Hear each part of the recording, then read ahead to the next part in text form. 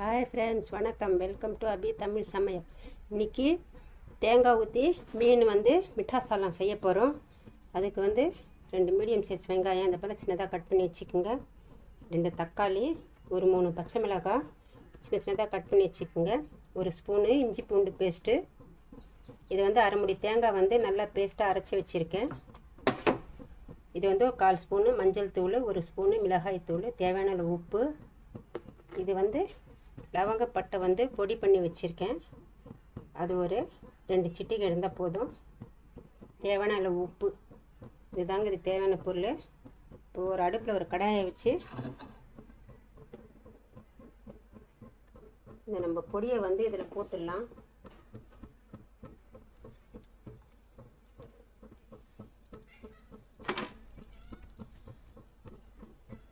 போட்டுட்டு வெங்காயத்தை போட்டுடலாம்.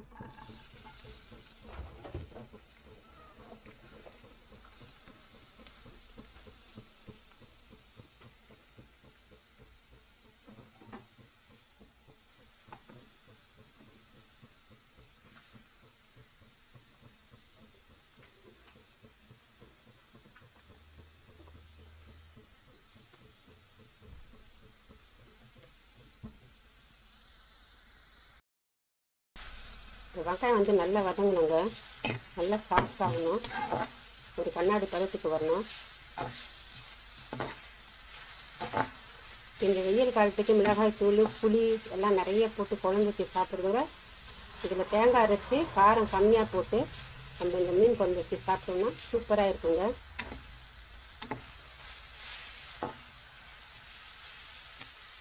கொஞ்சம் உப்பு போட்டுடலாம்.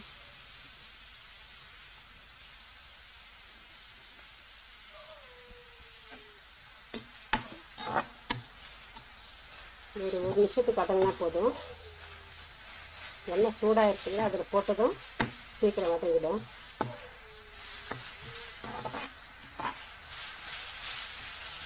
லைட்டாக கலர் சேஞ்ச் ஆகிடுச்சு.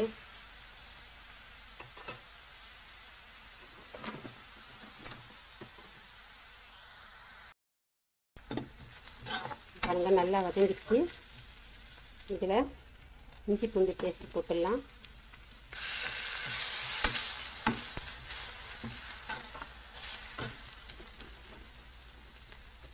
பச்சை மிளகாயும் போட்டுடலாம்.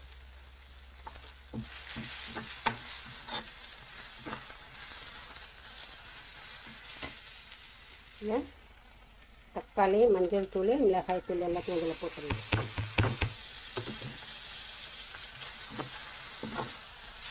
அடுப்பு கொஞ்சம் குறைச்சிக்கோங்க.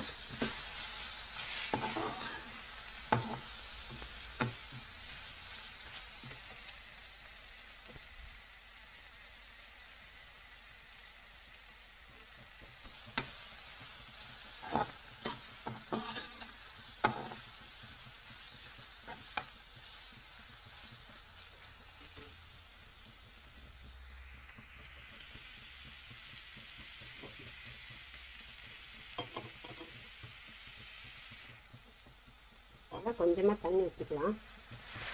இந்த மிளகாயோட பச்சை வாசனைலாம் போட்டேன்.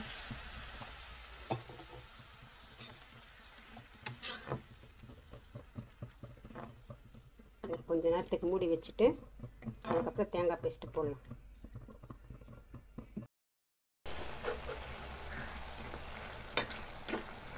பாருங்கள், வெங்காயம் தக்காளி எல்லாம் நல்லா வெந்துடுச்சு.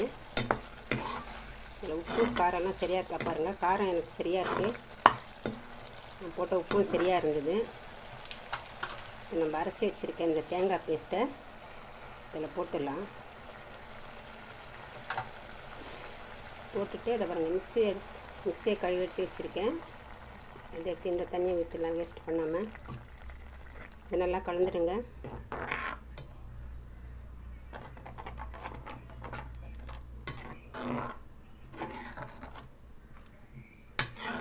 இது நல்லா ஒரு கொதி வரட்டும். வந்ததும் இந்த மீன் எடுத்து நம்ம போட்டுடலாம்.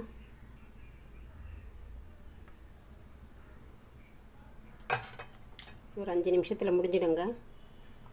இந்த வெயிலில் இந்த குழம்பு வச்சு புளி காரெல்லாம் நிறைய போட்டு சாப்பிட்றது, இதை போல் தேங்காய் வெயிலுக்கு நல்ல வயிற்றுக்கு நல்ல இதமாக இருக்கும். வயிற்று புண்ணெல்லாம் ஆற்றுங்க. அதால் இதை போல் அடிக்கடி செஞ்சு சாப்பிடுங்க. காரக்குழம்பு சாப்பிட்றதோட இதை போல் ஒரு குழம்பு சாப்பிட்லாம்.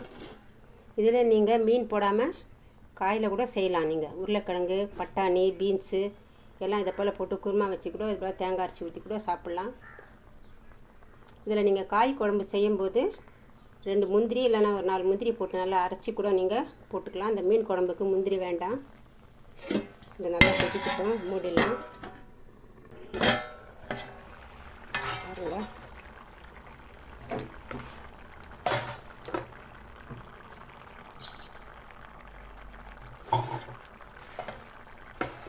இது பாருங்கள் பச்சை வாசனைலாம் போயிடுச்சு.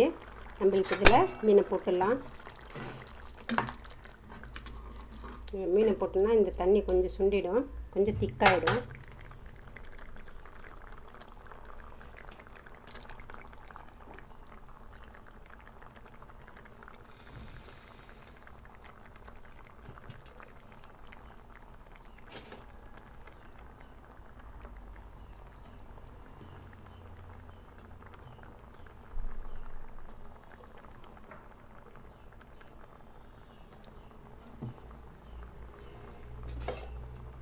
மூடிடுங்க. ஒரு 2-3 நிமிஷத்துக்கு இருக்கட்டும். இது நல்லா கொதிக்கிட்டோம். அதோட மீன் குழம்பு சூப்பராக ரெடி ஆயிடுச்சு.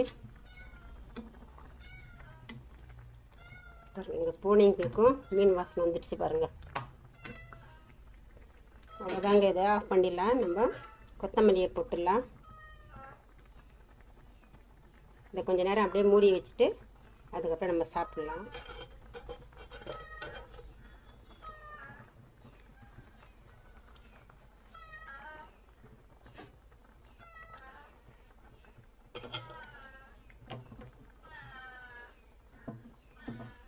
அவ்வளோதாங்க, முடிஞ்சிடுச்சு.